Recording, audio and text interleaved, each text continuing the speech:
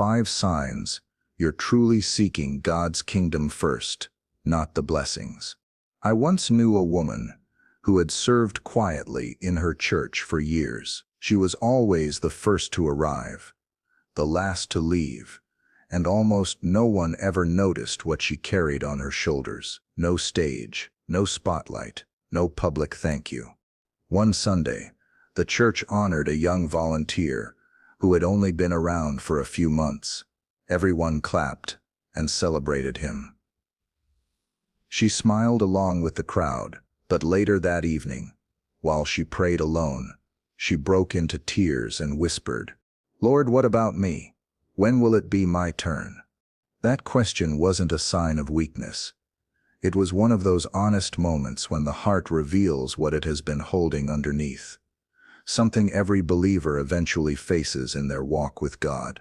And in moments like that, the Lord doesn't shame us. He simply brings our attention back to something deeper. You never really know where your heart is until you watch God add to someone else before He adds to you. That realization isn't meant to weigh us down, it's meant to open our eyes. It's the gentle way God brings us back to what matters most. Seeking His kingdom first. Not the recognition, not the reward, not the added things we hope will come our way. In this video, we're going to look at 5 clear signs that you are truly seeking God's kingdom before anything else. Not as a heavy correction, but as an invitation into a lighter, freer, more focused life with God, where your heart rests in Him first, and everything else finds its right place. Part 1. A true disciple seeks God before the things he adds. One of the clearest signs that we are seeking God's kingdom first is this: we care more about saying yes to Him than about securing a certain outcome for ourselves. A true disciple is not the most talented person in the room, not the one with the loudest gifting, but the one whose heart is ready to say, "Lord, if this is where you are leading, then this is where I want to go," even when the path is not fully explained. I once spoke with a believer who worked in healthcare. Every few years, her hospital would open new positions with better pay, more influence and recognition. Everyone around her rushed to update their resumes and campaign for a spot. She told me, "I apply when I sense the Lord's peace, not just when the opportunity looks good on paper.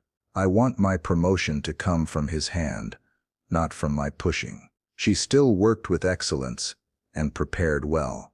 But her first question was not, "Will this move me forward?" It was, "Is this where God is asking me to stand?" That is what it looks like to have a yes waiting for God before you see the full picture. Not a blind yes, but a trusting yes. A yes that believes God is a better planner of your future than you are. A yes that believes His timing, His doors, and even His delays are wiser than any timeline you could design. Let me ask you, when you pray, what rises to the surface first in your heart? Is it the answer you hope to see, or the presence of the one you are speaking to? There is nothing wrong with asking God for help, for provision, for open doors. He invites us to do that. But when His kingdom is first, we find ourselves praying a little differently. Instead of, "Lord, just make it work," we start saying, "Lord, lead me in a way that honors you, even if the route is different from what I expected." Think back to the last time you sensed the Lord nudging you in a direction that was not the most comfortable or the most impressive. Maybe it meant staying in a place where you felt hidden. Maybe it meant stepping out when you felt underqualified. The details are different for each of us, but the core is the same.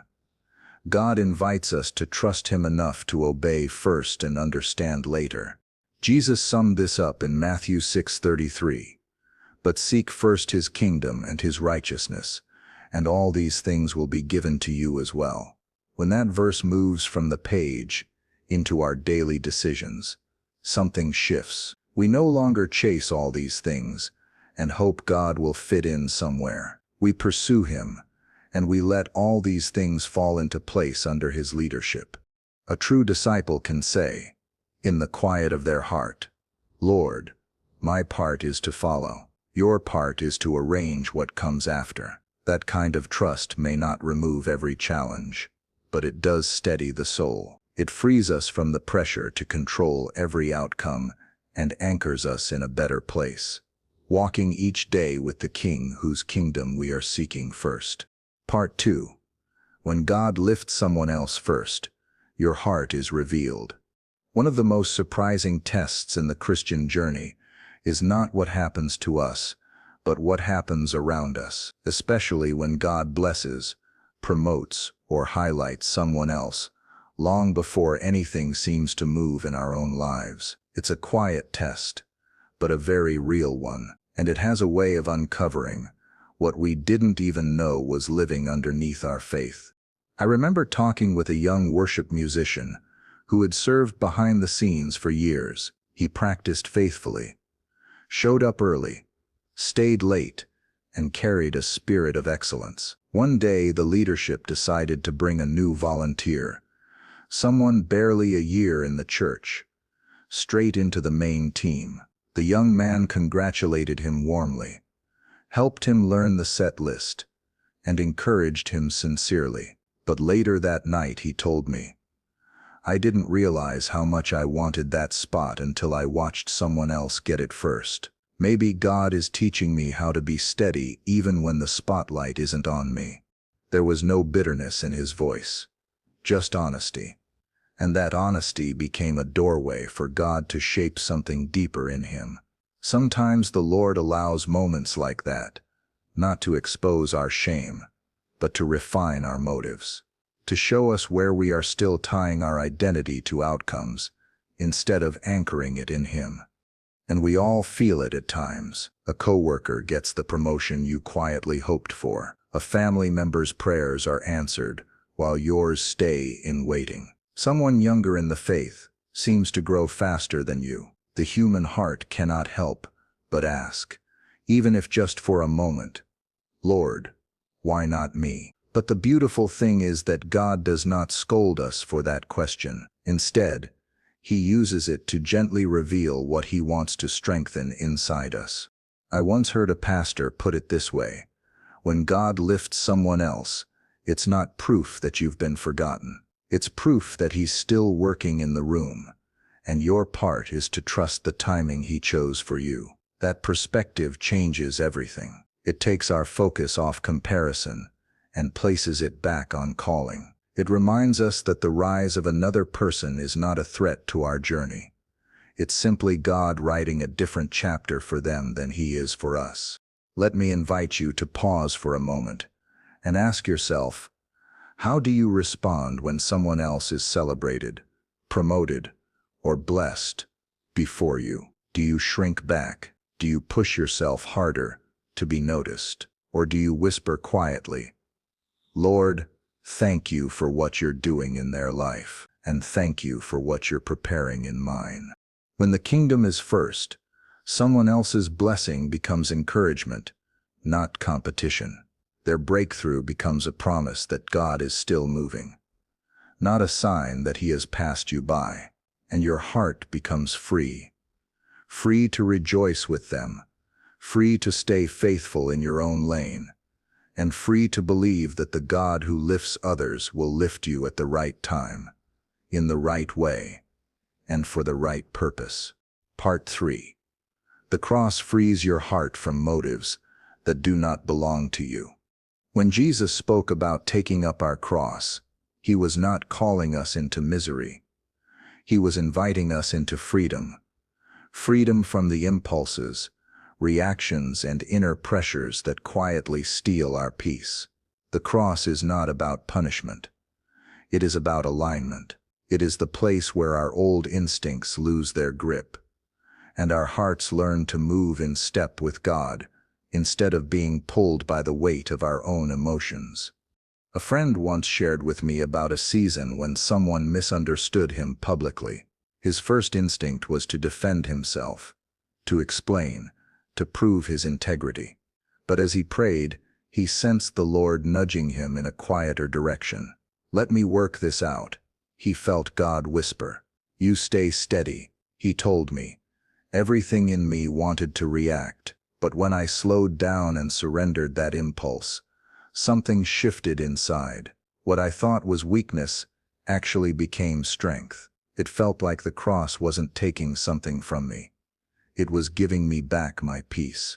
And that is often how the cross works in our daily lives. It shows up in simple, ordinary choices. The moment you want to win an argument, but you feel God prompting you to listen first. The moment you want to prove you're right, but the Holy Spirit whispers that humility will speak louder. The moment you want to distance yourself from someone who hurt you, but God begins stirring compassion instead. None of these moments look dramatic on the outside, but inside, they shape us deeply. They loosen our grip on the need to control everything, and they open space for God to form His heart within us. Taking up the cross doesn't mean suppressing who you are. It means surrendering who you were never meant to be. It removes the pressure to manage every outcome and teaches you to trust God with things that once consumed your thoughts. It softens the harsh places, quiets the restless ones, and brings clarity where confusion once lived. As one believer told me, "I used to think the cross would break me, but I'm realizing it's where God rebuilds me into someone steadier, calmer, and more anchored in Him." This is why Jesus said in Matthew 10:38-39 that whoever loses their life for His sake will find it. He wasn't saying our identity disappears. He was saying our truest identity emerges when the old patterns fall away. The cross frees us from reacting out of fear, pride, or insecurity, and leads us into a life where we respond out of wisdom, patience, and love. And in that transformation, we become people who carry God's presence with a quiet strength that doesn't need applause or validation. As you think about your own journey, consider this. Where is God inviting you to release an old reaction so He can replace it with something better? Where is He asking you to trust Him enough to let go of your need to control the narrative? Wherever that place is, the cross is not there to diminish you. It is there to lift you into a life that looks a little more like Jesus, steady, wholehearted, and deeply free. Part 4. When you choose the cross, God takes responsibility for what belongs to you. There is a quiet strength that rises in a believer who no longer feels the need to chase every opportunity or defend every position. Something settles inside when you realize that your part is obedience and God's part is outcome. Your part is faithfulness and God's part is timing. Your part is the cross and God's part is the reward. And when those roles stay in the right order, peace becomes a natural companion to your life.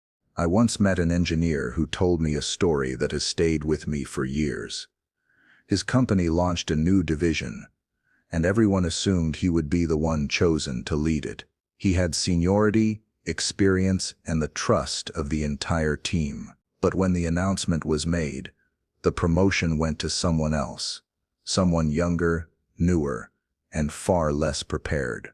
He congratulated the man warmly, but on the drive home he told the Lord, "If this is not my door, I won't force it open. But if you still have a place for me, I will wait for it." For 3 months, he simply did his work with excellence. No bitterness, no campaigning, no whispered complaints.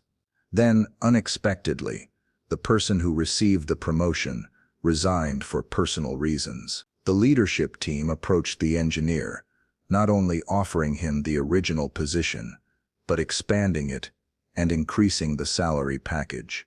He told me, "If I had fought for it myself, I probably would have kept it with fear and insecurity. But when it came from God's hand, it fit perfectly, and it stayed peacefully." And that is a truth many believers discover with time. The blessings you fight for in your own strength must be protected by your own strength. But the blessings God brings to you are carried by His strength, They come without striving. They stand without pressure. They last without you having to prove anything. This principle shows up in countless ways. The relationship you tried to force never brought rest, but the one God orchestrated felt natural from the beginning. The door you pushed never seemed stable, but the door God opened had a grace that made the journey lighter. The opportunities you fought to keep drained you, but the opportunities God entrusted to you, those carried a peace that confirmed they were truly yours. Let me ask you gently, is there something in your life right now that you are holding by sheer effort? A role? A reputation? A relationship? A plan that you feel responsible to protect? Sometimes the cross invites us to loosen our grip so God can take his rightful place as the keeper of what concerns us. Not because he wants us empty-handed, but because he wants us free-handed, able to receive what he has chosen for us without fear of losing it.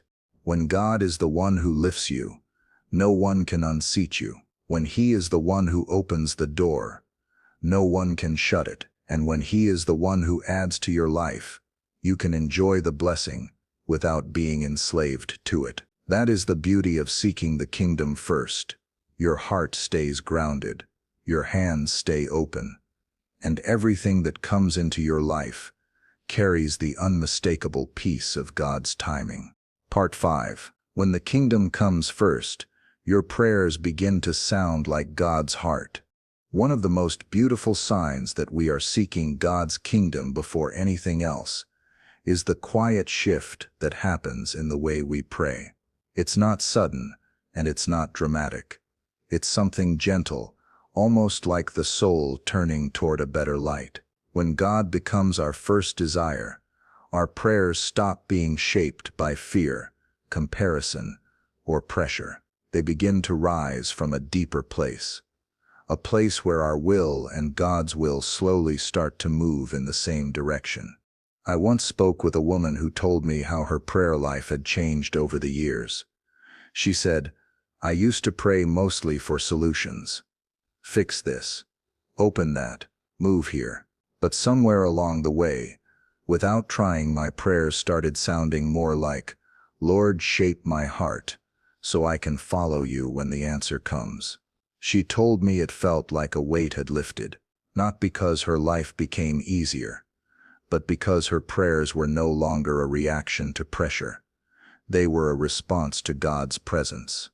That is what happens when the kingdom comes first. We begin to care less about how fast things happen and more about who we are becoming as they unfold. We no longer pray from the anxiety of, "Lord, make this work the way I want," but from the peace of, "Lord, prepare me for whatever you are arranging." And that shift, small as it seems, opens the door to clarity, stability, and a deeper sense of belonging in God's plan. Jesus spoke of this in John 15:7-8. He said that if we remain in him and his words remain in us, our prayers will bear fruit, not because we manipulate outcomes, but because staying close to him changes what we desire. It purifies our motives. It refines our longings. It teaches us to ask, not from fear of missing out, but from the trust of knowing we are loved, guided, and held. Think of it this way. A device doesn't generate strength on its own. It simply connects to the right source, and when it's connected, everything functions the way it was designed. The same is true spiritually. When your heart stays connected to Jesus, the prayers that come out of you naturally carry his tone, his wisdom, and his peace. You don't have to force the right words. You simply pray from the place where he lives within you. And something else happens too. Your requests become more aligned with the rhythm of God's timing. Instead of praying, "Lord, open any door," your heart begins to pray, "Lord, open the right door and prepare me to walk through it well." Instead of asking for success, just to feel secure, you begin asking for strength to honor him in whatever success he chooses to bring. Instead of pleading for circumstances to change immediately, You begin trusting that God is forming something valuable in the waiting. When the kingdom is first, prayer becomes less about escaping pressure and more about embracing purpose. It becomes less about shaping life to our preferences and more about letting God shape us for His calling. And in that place, something remarkable happens. Prayer stops being a list of needs and becomes a conversation of partnership. Your heart takes on the tone of heaven, and your requests become echo lines of God's desire for your life. That is one of the clearest signs that the kingdom truly stands first in you.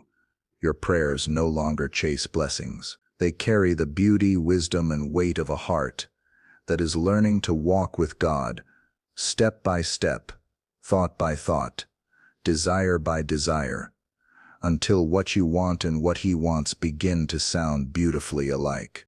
Conclusion.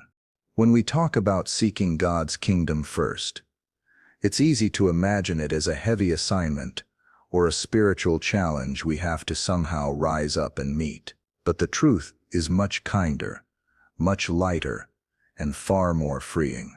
God is not trying to take anything away from you. He is aligning your heart so you can receive what He gives without fear, without striving, and without losing your peace along the way. Everything we walk through in this message, choosing a quiet yes, celebrating others, embracing the cross, trusting God with outcomes, and praying from a place of connection, points us back to one simple truth. The kingdom comes first, when the King comes first, and when the King comes first, everything else settles into its proper place, not rushed, not forced, not earned by pressure, but shaped beautifully by His timing and His love. Let me leave you with this thought. The blessings God adds to your life are wonderful, but they are not the foundation you stand on. They are gifts, not anchors, invitations, not identities. The safest, strongest, most life-giving place you can stand is in the center of God's will, with a heart that says, "Lord, whatever you want, you have my yes." If there is anything in your life right now that has grown louder than that, yes, a fear, a desire, a plan, or even a blessing, this is simply a gentle invitation to place it back into God's hands, not to lose it, but to hold it rightly, not to push it away, but to free your heart from needing it more than you need Him. Because when your yes is clear, God's all these things will come in ways that bless you, steady you, and never pull you away from Him. And when He adds something to your life, no one can take it, no season can erase it, and no circumstance can undo the purpose behind it. May your heart stay light, your steps stay steady, and your yes stay pure. Seek His kingdom first, and trust that everything else He has prepared will arrive exactly when it's meant to.